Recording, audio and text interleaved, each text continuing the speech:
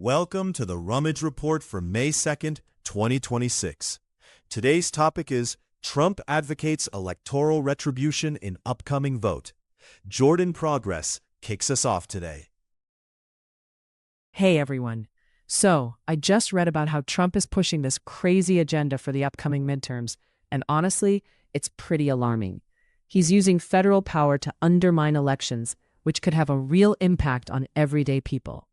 It's not just political maneuvering, it's about how this affects our lives.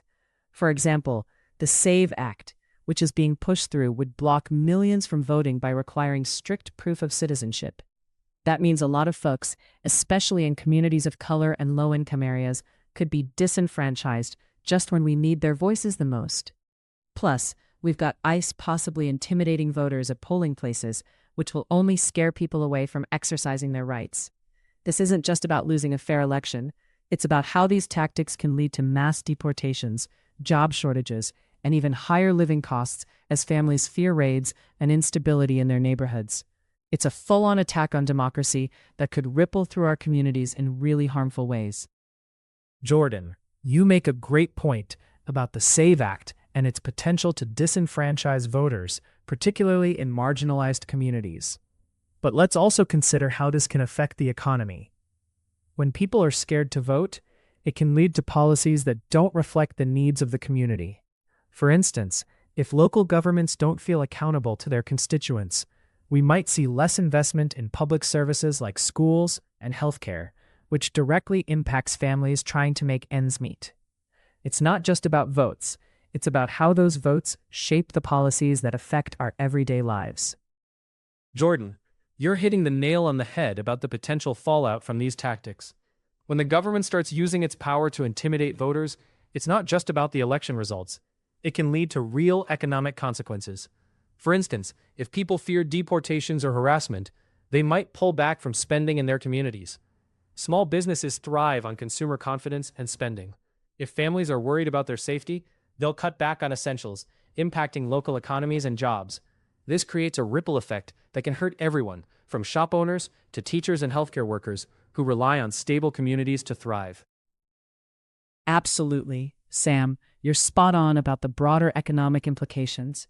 I'd add that this isn't just about votes or policies, it's about real people's lives. For instance, think about Maria, a single mom in a low-income neighborhood.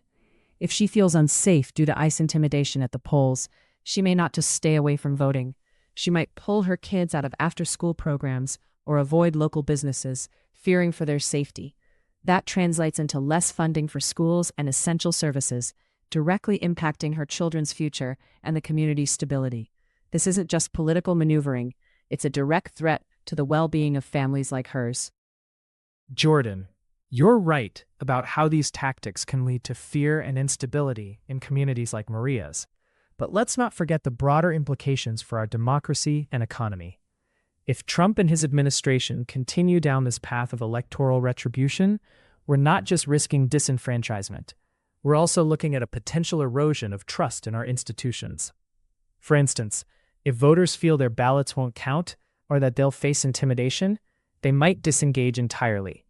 This could lead to a significant drop in voter turnout, which means policies might be shaped by a smaller, less representative group.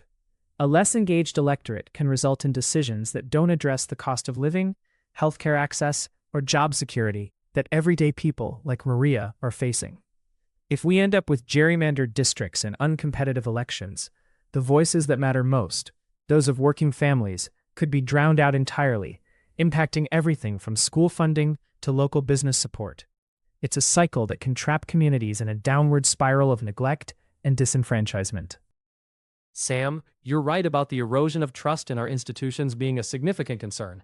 But let's also consider the impact on local law enforcement. If communities feel targeted or intimidated, they might not report crimes or seek help, which can lead to a breakdown in public safety. For example, in places where trust is low, like some immigrant communities, people might hesitate to call the police during emergencies, fearing deportation or backlash. This undermines not just safety, but the very fabric of community relations, which is crucial for everyone, including small business owners who rely on safe neighborhoods to thrive. The conversation. In their discussion, Jordan Progress, Sam Balance, and Casey Liberty examined the implications of Trump's electoral strategies, particularly the SAVE Act, which could disenfranchise many voters, especially in marginalized communities. They all agreed on the potential dangers of using government power to intimidate voters, recognizing it as a threat not only to democracy, but also to local economies and public safety. However, they disagreed on the emphasis of their concerns. Jordan focused on the immediate human impact of voter intimidation, while Sam and Casey highlighted the broader economic and institutional consequences, such as reduced voter turnout and the erosion of trust in local law enforcement. Worth thinking about. 1. How do we balance the need for secure elections with the potential disenfranchisement of vulnerable populations? Is there a way to ensure both security and accessibility? 2. If electoral intimidation leads to a significant drop in voter turnout, what alternative solutions can be implemented to rebuild trust in the electoral process and encourage civic engagement? 3.